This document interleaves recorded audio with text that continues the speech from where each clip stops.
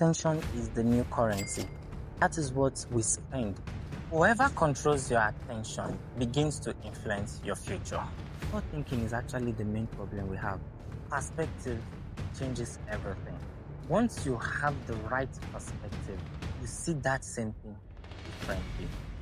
In this video, I will be talking about why clear thinking is gradually becoming the world's rarest superpower. And it's important to understand that information is abundance in our current age, but wisdom is scarce. I mean, you find information everywhere, social media, internet, everywhere. There is like an influx of information, but the wisdom to navigate through the information, the multitude of information is not really as common as the information itself. Now, the whole point here is to understand the fact that we live in a world where we can't really call it an information age. We can't really say this is an information age. We can call it more of an attention economy. Now, there's a difference between living in an information age and an attention economy. And the big difference there is the fact that if this were to be an information age, then people seek information to utilize those information to get things done.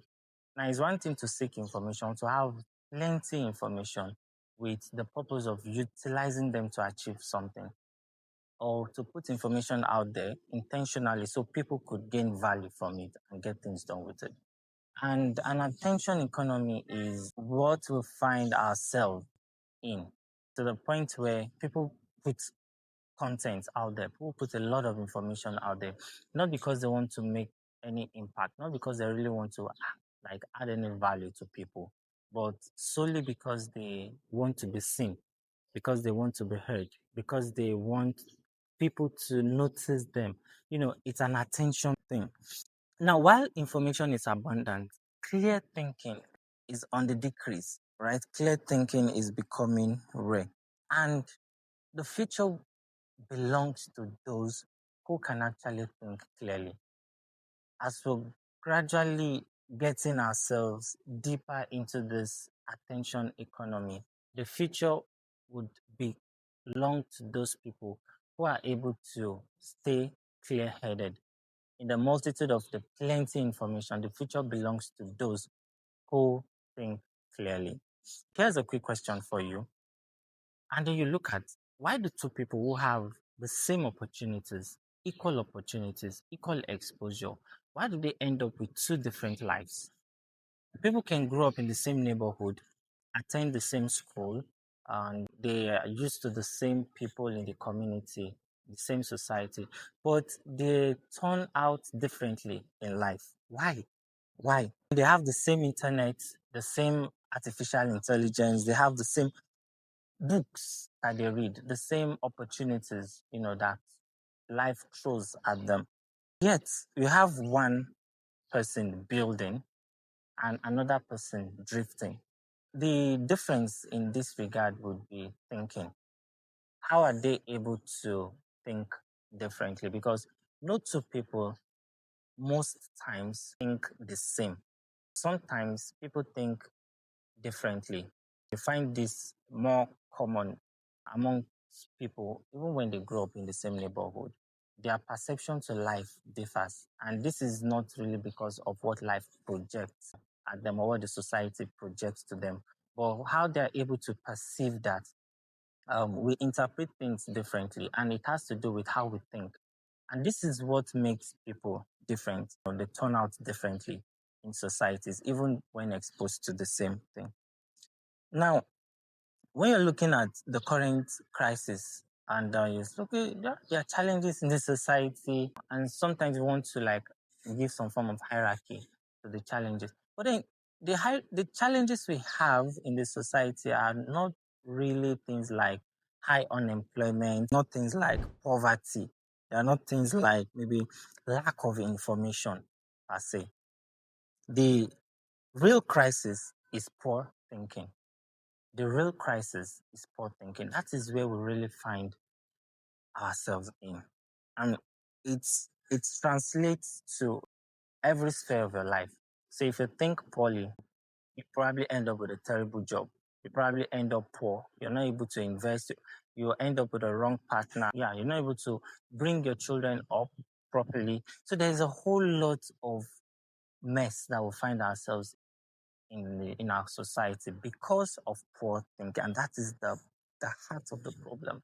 That is the deepest part of the challenges we find in our society. It even translates to people saying, look, I'm going to sell my vote for 5,000 naira, for 10,000 naira. Some would even sell it for as cheap as 2,000 naira or a cup of whatever it is. Poor thinking. People think poorly and they make terrible decisions because of that. It also translates to politics, it translates to economy, it translates to the various industries. And you find people who live in mediocrity. People come up with businesses and then they might have something like the hand of God bakery. Whatever it is, they feel like when they involve God in it as a part of the name, automatically they're able to do something excellent. Whereas in the real sense, they think poorly in terms of styling, in terms of quality, in terms of branding, in terms of every aspect, and component that makes their business successful. So poor thinking is actually the main problem we have in the society. We currently live in an age of noise. This is a very noisy age. The fact that we're surrounded by social media, surrounded by breaking news, we're surrounded by the opinions of others. I mean, people push their opinions out there. We're surrounded by algorithm, right? Because you listen to this, the algorithm suggests this and that. And this becomes noise. Let's not even talk about the artificial intelligence, the fact that you are able to do a lot of things, you're able to access different AI agents and tools. Some of them will give you different information. There's an information overload, right? That is basically the thing everybody is consuming. We're consuming so much information that we cannot digest them. Right? It's just like you begin to eat and eat and eat, and you become like a glutton, and you're not really able to even digest what you are eating. That is basically the situation we find ourselves in at this time. Now, as people who are getting more sane, who are getting more exposed to the truth within the society, then it becomes important for you to understand that attention is the new currency. Attention is the new currency. That is what we spend these days. That is what we exchange. And companies no longer look only for your money. They are not really just after your money these days. Companies now compete for your attention. They compete for your emotion. They compete for your focus. They compete for your thinking. This is what companies compete for right now. Then you begin to see a lot of ads out there. So they are targeting your thinking. They want to make you think in a certain way so that you can make certain decisions that will benefit them. So this other company is trying to pull you towards thinking this way. That other company is trying to. So it becomes a tug of war. You have parties on this end and parties on this end. Sometimes it goes beyond a two-way thing. It becomes so complex that we are being pulled in different directions at the same time. Whoever controls your attention begins to influence your future. In the society as it is, social media rewards your speed, rewards your emotion, rewards your virality, it rewards your outrage, right? So people begin to put content out there just for the sake of going viral. They begin to do things just so that those contents can go viral. But that's what the social media rewards. How about what reality rewards? Reality rewards patience, reality rewards wisdom, reality rewards understanding and clear judgment. But that's what life rewards. If you're able to think clearly, life will reward you. If you're not able to, life will punish you. You will suffer for it because you're going to make terrible decisions in life. And those decisions come from whatever it is that you find in the society. Let me give you an example. So you make a choice of school to attend, a terrible choice of school to attend, a terrible choice of course to study, a terrible choice of partner to marry, a terrible choice of environment to live in, a terrible choice of career path to take. You make terrible choices of religious associations to fellowship with. Especially even when it comes to your health, when it comes to what you eat, what you drink, where you go, whether or not you exercise, and you suffer. You suffer. You suffer in your marriage, you suffer financially, you suffer intellectually, socially. Everywhere you go to, life will punish you. Why? Because you make terrible decisions. And that's what life really rewards. So life will reward your wisdom, it will reward your clear thinking, it will reward your patience, it will reward your understanding and good judgment, unlike what social media would reward. Look, it's one thing to have information, it's another thing to be wise. Information is good because it gives you knowledge. But when you have the knowledge and you're not able to apply it, then you're not wise. I mentioned this sometimes in one of my videos where I say it's one thing to know something and it's another thing to do. The application of knowledge, the right application of knowledge, knowing how to apply it, where to apply it, when to apply it, it will help you to make the best out of the knowledge, out of the information that you have. And that is wisdom. Wisdom basically is the application of knowledge to truth. That's how you get wisdom when you seek ways to apply what you know. And information is not wisdom. So information is you knowing facts. Even though right now in our current age, we find a lot of things out there that might not necessarily be facts, right? They might not be factual, but they are there. And if you're not able to sort through and see how to navigate through the noise, you might end up consuming a lot of junks that are wrong. Knowledge is understanding concepts. So when you have different concepts and you're able to understand them, then that's knowledge. Now, wisdom is you knowing what matters, what really matters. That is wisdom. So when you have a lot of this information and you're able to identify, look, let me focus on this. And you try as much as possible to stay grounded in the information, that gives you the knowledge of what truly matters, what matters to you at each particular time. Then that's wisdom. Now, judgment will now be you making good decisions because now you are equipped, now you have the information, you know what truly matters, and you're able to make sound decisions. That is judgment, and that is wisdom. Because in our current age, intelligence is not really enough. The fact that you're smart, you're intelligent, you know a lot of things, it's not really enough. Not because your intelligence will really to help you to gather information, to help you put things together. But wisdom will help you interpret it. So you have this and that and that. Wisdom sits at the core, at the middle, to try to help you interpret what you've learned here, what you've brought from this place, what you've gathered here. Wisdom interprets. Now, judgment will help you to apply what you've interpreted, what you've learned. Judgment will help you apply it. Okay, so okay, now I know this, let me apply it this way. That is judgment. And when you are able to not only apply, but you execute, then you have results. So your execution will produce results. Now, there are some things that affect clear thinking. I call them the enemies of clear thinking because there's always a balance, right? So when there's positivity, there is most times negativity as well. It's how life is designed.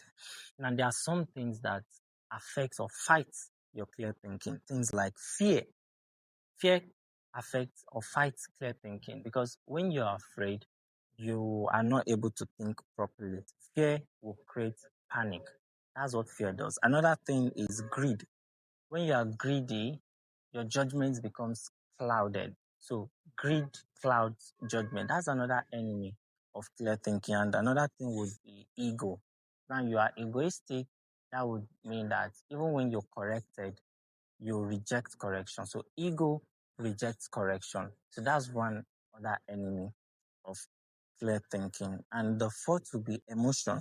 Your emotion can distort your reality. It's true because how you feel most times affects how you perceive things, right? So someone might say something to you or communicate an information to you, but because you feel certain way, you interpret that information differently. So your emotion can distort your reality. It can make you see things that are not really there or see things that are there but not the way they are. You see them differently. And the fifth would be social pressure. Social pressure will make people imitate. Instead of you to think of what to do, you're looking at how are other people doing it. Now, you're not looking at how other people are doing it because you want to improve on their processes, you want to do better, but because you want to copy, you want to imitate, you just want to do it exactly the way they are doing it.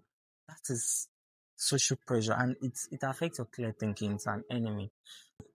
This is a call for you to think and not just react because they are different. It's better for you to think and think clearly in whatever situation you find yourself, whatever life throws at you. Take a moment to pause, take a moment to think, and don't just react. If you react, you might end up making terrible decisions that would affect you, and life will punish you for it. Think and be intentional also when you think. Now, there are a lot of smart people in this world. They try to do a lot of things, but they still end up failing. Now, why do smart people fail? Yeah, you could say, yeah, because you're smart, they're able to think clearly and all, but it's not just enough to be smart. I mentioned earlier that it's not just enough to be intelligent. So why exactly do smart people fail? Because you have smart people who invest their money and they lose their money. You have smart people who build companies, businesses, and those businesses fail. You have smart people who, even though they are educated, they are not able to maintain relationships, they are not able to build their lives, and they still fail. This brings us to the truth that knowledge in itself is not really enough. There is more to life than what you know. And life rewards not just what you know, but how you apply what you know to make decisions which you execute to have results. That is how life rewards you. Now, every decision you make shapes your future. I see life as different rooms, and every decision you make is like a door. So, whatever decision you make, it means you're entering this door. And as you enter this door, there's only one room you're going to get into. You can't enter this room through this door and you end up in a completely different room that door does not lead to. No, your decision is you entering through a particular door. You might not see where you're headed, you might not know the room it is, but if you had made a different decision, if you had gotten through a different door, you you'd have ended up in a different room. So your decision is you entering. So whatever it is you do in life, it also has a way to shape your future. You might not see it now, but in the long run, you'll find it. And when you think poorly, it affects a lot of things, right? Look at your faith, your career, your relationships, your health, your business, your wealth, your leadership. They're all affected by poor thinking. If you don't think right, all these things will suffer. The people around you will suffer. Your generation will suffer. Your future generation will suffer. Your unborn children will suffer. Their unborn children might also suffer. Whatever it is you do has a ripple effect. And it all begins with just one decision. I was having a conversation with someone today, and we're talking about how things can change within a split second. Just within a second, you could make it or you get destroyed. Within a split second, one decision can make you become deformed for the rest of your life. Another decision can make you better for the rest of your life. It just takes a moment, just a moment. There's just that one tiny little moment that changes everything. And if you make the wrong move because you make the wrong choices and wrong decisions, that's a tiny little moment, then your life will take a different course. When it comes to how I think and how I build, I look at thinking in a framework. I call it the Terainz Thinking Framework. Now, the first thing I do is I observe, right? You observe. You want to understand what is really happening, what is actually happening. You want to separate the facts from assumptions. So, the first thing on the Terainz thinking framework would be observation. So you really want to get to know what is true, what is not. Then you want to understand why. Right. The second is understanding. So you want to understand. I want to know why is this happening. You know this is happening, but why is it happening? You want to know what is the cause, what is the root cause of it. While you're also trying to identify why, you're looking for systems. There should be systems in place that are playing out, that are making things happen the way they are happening. And that is what you want to find out. You want to really understand them. Now, when you understand those, you're able to gather those facts, then you begin to interpret. You really want to look at, okay, what does it really mean? What does this really mean? And you want to bring them into perspectives, because perspective changes everything. You might be looking at a thing, but once you have the right perspective, you see that same thing differently. So you have the first, which is to observe, the second, which is to understand, and then the third, to interpret what you've observed.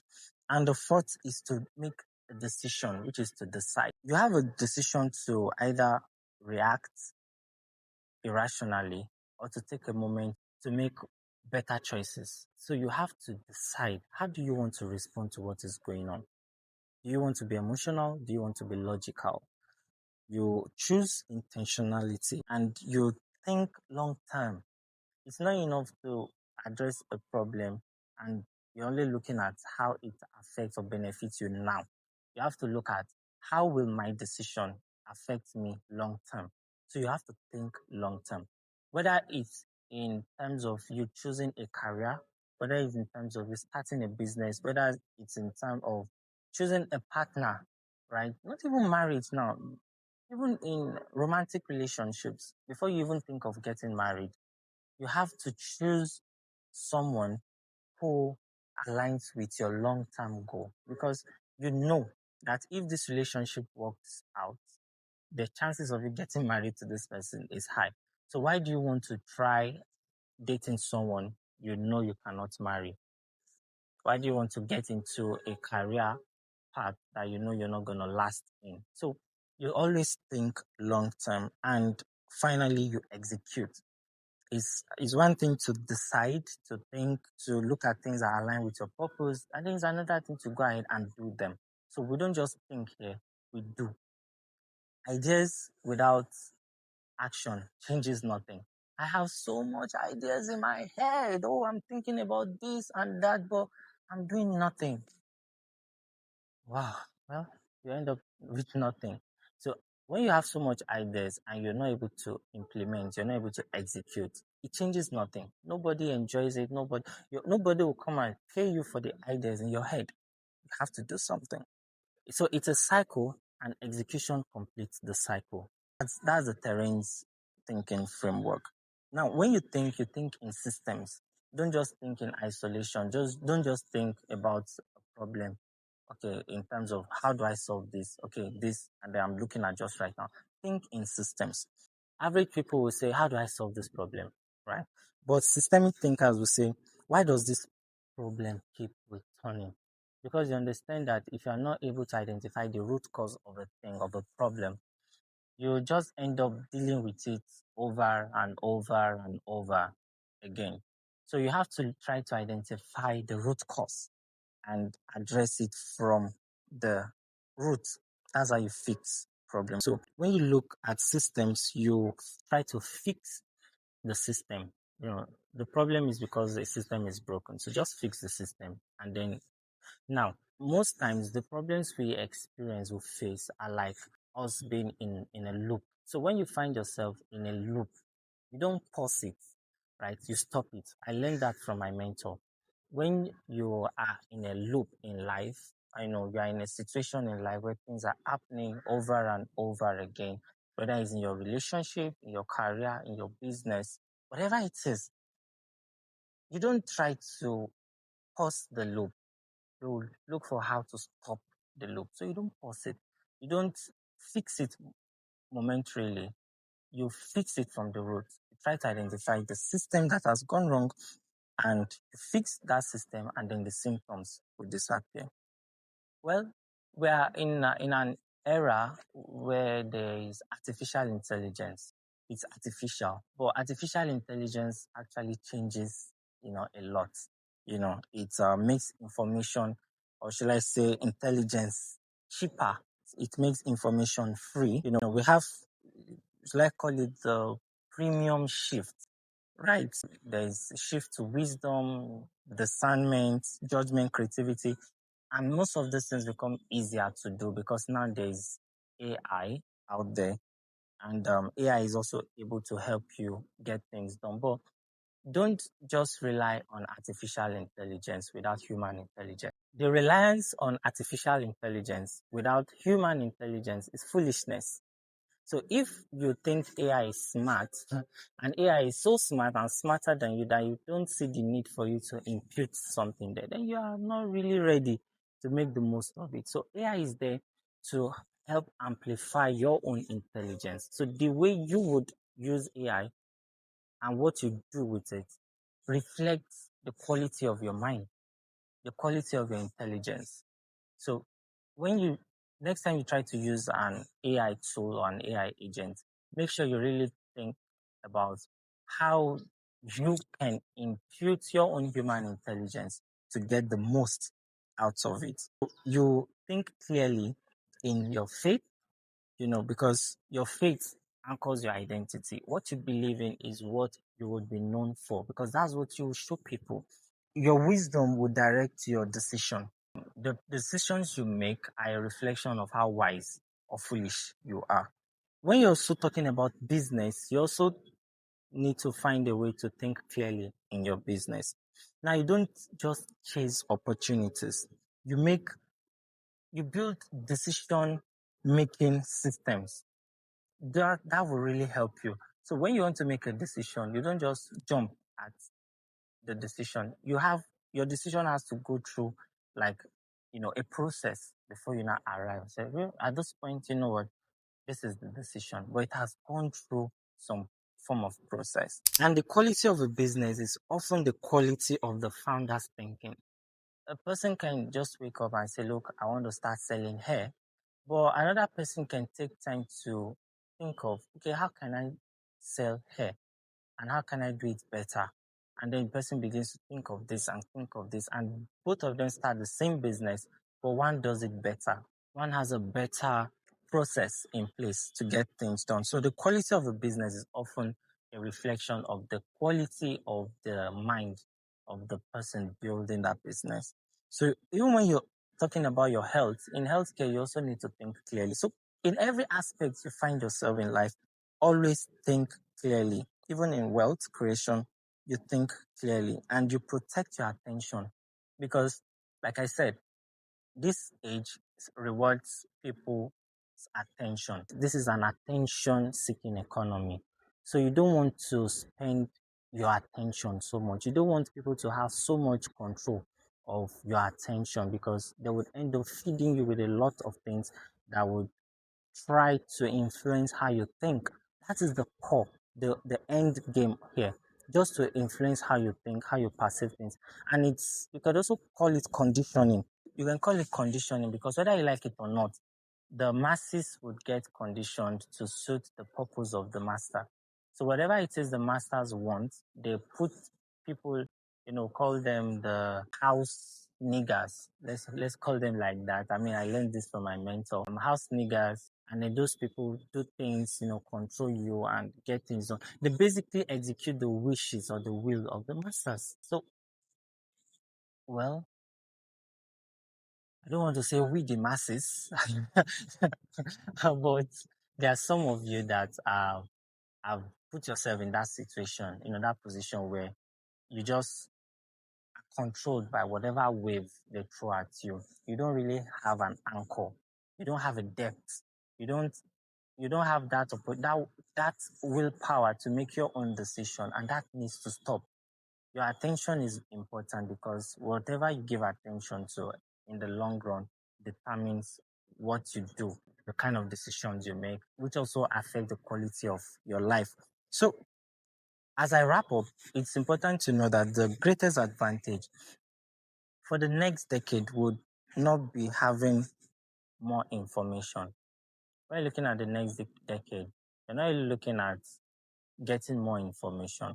You're basically looking at how do you have some form of clarity. So the important information is get clarity. right from now. You don't have to wait till the next decade because the decisions you're making now would affect you in the next 10 years and 20 years and 30 years. So try to seek clarity in the multitude of information. Find what works, stay with it, make the most out of it, and think clearly. Think strategically, think in systems, and don't let the noise swallow you. You have a voice, use it. You can think well. Build in systems and make your life and that of your future generation better. I'll see you in the next video. Stay sharp, stay smart, and this is the Terainz perspective. Bye.